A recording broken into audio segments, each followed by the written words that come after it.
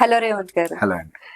నన్ను మొన్న ఒక క్లయింట్ ఒక క్వశ్చన్ అడిగారు. అంటే ఒక లీడ్ కాల్ చేశారు. సో పలానా ఫండ్ లో పెడుతున్నాను, అది పెద్ద కంపెనీ కదా, బాగుంటుందా బాగుంటుందని హోప్ తోటి పెడుతున్నాను, కరెక్టేనంటారా నా డెసిషన్ అని అడిగారు అనమాట.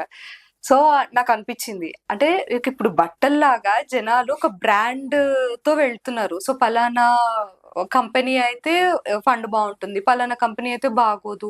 సో ఇట్లా అనుకుంటున్నారు.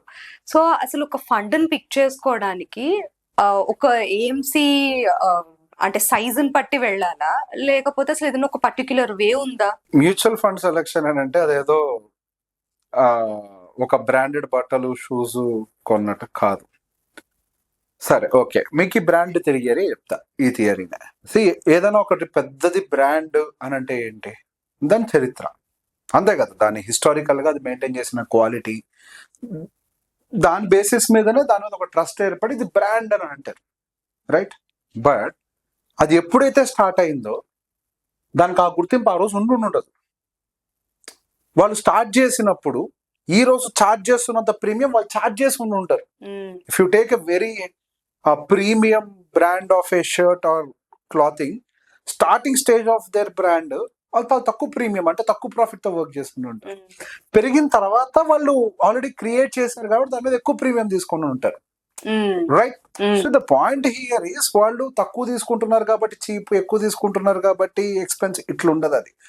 సో వాళ్ళు క్వాలిటీ మెయింటైన్ చేస్తున్నారా లేదా అన్న దాన్ని బట్టే కదా వాళ్ళు హౌ గుడ్ దే ఆర్ అనేది. బట్టల్లో క్వాలిటీ ఏంటి? Cloth. When it comes to mutual fund quality ఏంటి? Stocks. What kind of stocks are they buying, అదొకటి చూస్తారు. రెండోది, మనం బట్టలు కొనేటప్పుడు ఇంకొక ఎలిమెంట్ ఏం చూస్తాం? డిజైన్. ఆ డిజైనర్ ఎంత బాగా చేశారు దాన్ని బట్టి కూడా చూస్తాం, అరే ఈ బ్రాండ్ లో మంచి డిజైన్స్ ఉంటాయి అని చెప్పేసి. మనకు మ్యూచువల్ ఫండ్ లో డిజైనర్ ఎవరు? Manager, right? Fund manager.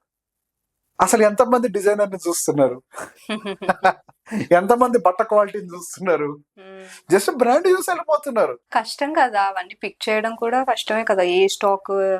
That is the point అండి. ఇప్పుడు బేసిక్ గా అదే నేను చెప్పేది. End of the day you have to look at. ఇప్పుడు దాని మీద ఏం రాస్తుంది అనేది కాదు. నా దగ్గర క్లయింట్స్ వచ్చి మీరు ఏ కంపెనీకి సంబంధించిన మ్యూచువల్ ఫండ్ అని అడుగుతారు. ఏమంటే కంపెనీ పేరు నాకు తెలియదు అని అంట. కంపెనీ పేరుతో మనకేంటి సంబంధం? End of the day client కి మనం ఇచ్చేటప్పుడు చూడాల్సిన ఎలిమెంట్స్ ఏంటి? First is suitability. డెఫినెట్లీ వాళ్ళ సూటబిలిటీ ప్రకారం, for example let's take a flexi cap అని అనుకుందాం. ఓకే, ఫ్లెక్సీ క్యాప్ వచ్చింది. Flexi cap is mostly suitable for majority of the categories. Audience కి అంటే majority of the risk tolerance గా suit అవుతుంది majority. So basic ఒక flexi cap ఉంది అనుకోండి. ఇండస్ట్రీలో దాదాపుగా మనకు 60 ఏఎంసీలు ఉంటే every AMC will have flexi cap. 95% of the AMCs will have flexi cap. అంటే రఫ్ గా 55 ఫ్లెక్సీ క్యాప్స్ ఉన్నాయి అనుకుందాం. Among these 55 flexi caps, which flexi cap fund you will select? Which is right here. ఇక్కడే కదా మీకు brand వచ్చేది. So called XYZ branded flexi cap fund, branded flexi cap fund. There is no branded here.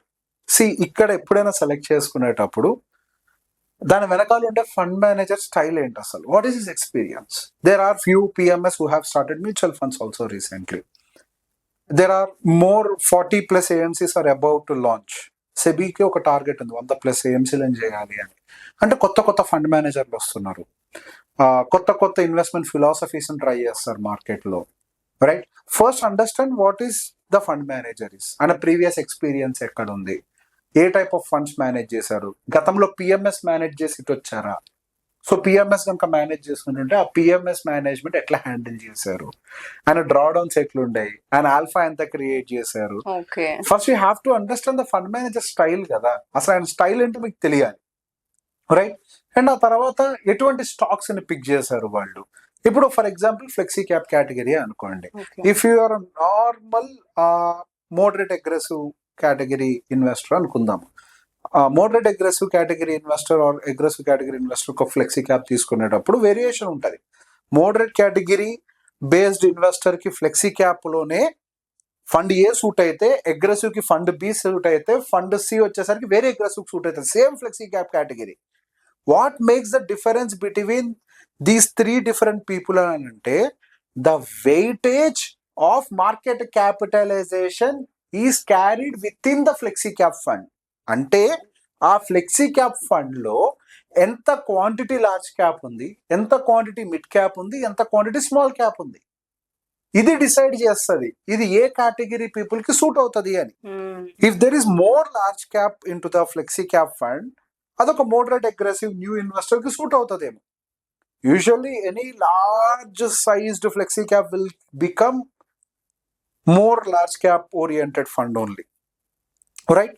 లేదు నేను aggressive గా ఉంటాను, నాకు aggressive గా ఫ్లెక్సీ క్యాప్ లో రిటర్న్స్ కావాలి అనుకున్న వాళ్ళు ఏంటి, డెఫినెట్ గా they have to get in to opposite coin, lesser large cap, decent quantity of mid and small cap exposure ఉండాలి. సో బేసిక్ ఇక్కడ ఈ స్టైల్ ఆఫ్ ఫండ్స్ ఎవరు ఆపరేట్ చేస్తారు అని అంటే the smaller AMCs. Okay, the smaller AMCs will usually have more mid and small cap exposure. I'll tell you ఎందుకు ఇప్పుడు వీళ్ళకి మాత్రం వద్దా, బిగ్గర్ సైజ్ ఏఎంసీస్ కి రిటర్న్స్ వద్దా, వాళ్ళు ఎందుకు లార్జ్ క్యాప్ లోకి వెళ్తారు అని అంటే, ఇక్కడ ప్రాబ్లం ఏంటి అని అంటే లిక్విడిటీ ఇష్యూ.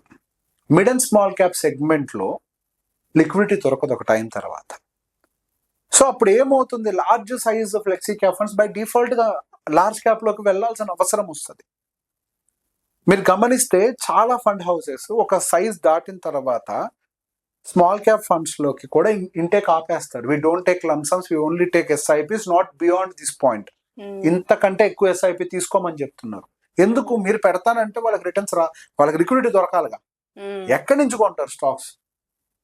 ఇట్లా కొన్ని ప్రాబ్లమ్స్ ఉంటాయి. సో బేసిక్ గా మనం ఇవన్నీ కూడా చెక్ చేసుకోవాలి. నాకు లార్జ్ క్యాప్ ఎక్స్పోజర్ ఉండేటువంటి ఫ్లెక్సీ క్యాప్ కావాలా, లేదా మిడ్ అండ్ స్మాల్ ఎక్స్పోజర్ ఉండేది కావాలా? సో ఇక్కడ ఏమేమి చూసాం మనం, నెంబర్ 1 ఫండ్ మేనేజర్ ని చూసాం, నెంబర్ 2 మార్కెట్ క్యాపిటలైజేషన్ ఎక్స్పోజర్ ని చూసాం, అండ్ నెంబర్ 3 కూడా ఉంటది. So what type of stocks అందులో ఉన్నాయి అంటే, క్వాలిటీ ఓరియంటెడ్ స్టాక్స్ ఉన్నాయా, గ్రోత్ ఓరియంటెడ్ స్టాక్స్ ఉన్నాయా, ఇవి కూడా చెక్ చేసుకోవాలి.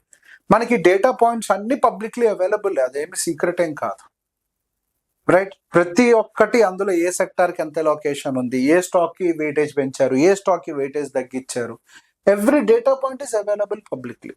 So you have to track all of them again. ఇవన్నీ చెక్ చేయడం కష్టమే. మరి చేయకపోతే then what is the point in investing? ఇది ఎట్లుంటది అని అంటే, ల్యాండ్ డాక్యుమెంట్స్ చూడకుండా ల్యాండ్ కొన్నట్టు ఉంటది. అంటే ఇప్పుడు జాబ్ చేసుకుంటూ ఇవన్నీ చదవాలి, ఎవాల్యుయేట్ చేసుకోవాలి. That is the where actually your mutual fund distributor or an advisor comes in a role. So అక్కడే వచ్చేది. సి డైరెక్టర్ అంటే మీనింగ్ ఏంటి, when you understand the full subject you do it yourself. ఇప్పుడు నేను చెప్పిన parameters, in fact ఇంకా చాలా పారామీటర్స్ ఉంటాయి మనం సెలెక్ట్ చేయడానికి. And I also look like, నేను ఇంకొక పారామీటర్ కూడా ఏం చేస్తాను అంటే, too much of direct investors exposure ఏమన్నా ఉందా ఈ ఫండ్స్ లోకి వస్తుందా అనేది కూడా నేను ట్రాక్ లో పెట్టుకోవడానికి ట్రై చేస్తాను, కొంచెం గమనించడానికి. ఎందుకు, ఏదైనా పానిక్ లో డైరెక్ట్ ఇన్వెస్టర్స్ ఎక్కువ సెల్ ఆఫ్ చేశారు అనుకోండి, ఫండ్ ఇంపాక్ట్ అవుతుంది. ఇప్పుడు మ్యూచువల్ ఫండ్ కంపెనీ అయితే డబ్బులు పే చేయాలి కదా, రిడిమ్షన్ కొడితే ఎక్కడి నుంచి పే చేస్తారు, వాళ్ళు స్టాక్ సెల్ చేసి పే చేయాలి. స్టాక్ సెల్ బటన్ నొక్కితే ఏమవుతుంది, స్టాక్ పడుతుంది, స్టాక్ పడితే ఏమవుతుంది, ఫండ్ పడుతుంది. So there is a ripple effect. ఇట్లా చాలా పారామీటర్స్ ఉంటాయి ఒక ఫండ్ సెలెక్షన్ చేయడానికి. సో బేసిక్ ఇక్కడ దాని బయట ఉండే పేరు ఇదంతా డజంట్ మ్యాటర్. సో చాలా ఇంటర్నల్ గా హోంవర్క్ చేయాలి. సి ఒక్కొక్కరికి ఒక్కొక్క క్రైటీరియా ఉంటది. It is not about the brand they carry outside. It is what cloth, who is the designer. మీ భాషలో అర్థమయ్యేలా చెప్పటానికి కదండి. ఇవన్నీ కూడా చెక్ చేయాలి కదా, ఎక్కడి నుంచి వస్తుంది, ఎంత క్వాలిటీ ఉంటది, కలర్ ఫేడ్ అవుతుందా, అట్లనే అన్ని చెక్ చేయాలి ఇందులో కూడా. We have to do lot of homework before selecting a fund. So ఈ పారామీటర్స్ అన్ని చాలా మందికి తెలియదు. అందరికి తెలిసిన ఫండ్ సెలెక్షన్ పారామీటర్ ఏంటంటే పాస్ పర్ఫార్మెన్స్, స్టార్ రేటింగ్. ఈ రెండు పచ్చి అబద్ధాలు, 100% అబద్ధాలు. సార్ పాస్ పర్ఫార్మెన్స్ ఎక్కడ గ్యారంటీ ఉంది మళ్ళీ ఫ్యూచర్ లో వస్తుందని? స్టార్ రేటింగ్ ఏమన్నా సెబీ ఇచ్చిన రేటింగ్ కాదు కదా, ఒక థర్డ్ పార్టీ ఏజెన్సీ వాళ్ళ ఒపీనియన్ పోస్ట్ చేశారు. ఎవరు ఇచ్చారు మరి? ఒకళ్ళ ఒపీనియన్ బేస్ చేసుకొని మీరు ఫండ్ ఎట్లా సెలెక్ట్ చేస్తారు? యువర్ హోంవర్క్ బేస్డ్ అయి ఉండాలి కదా. See every fact sheet will contain this data. దానికి ఫండ్ పిఈ ఎంత ఉంది, ఫండ్ పీబీ ఎంత ఉంది, అన్ని ఉంటాయి అందులో. చాలా హోంవర్క్ చేయాలి. Underline assets, weighted average earnings ఎంత ఉంటాయి, అన్ని చూడాలి. And this data gets updated అవును. Every month you have to track. అంత పేషెన్స్ టైము ఎక్కడున్నాయండి? డబ్బులు ఊరికే రావు, మా గుండు బాబాయ్ చెప్తారు కదా, అవును. డబ్బులు ఎవరికి ఊరికే రావు, అవును. You have to work hard. Thank you. మోసం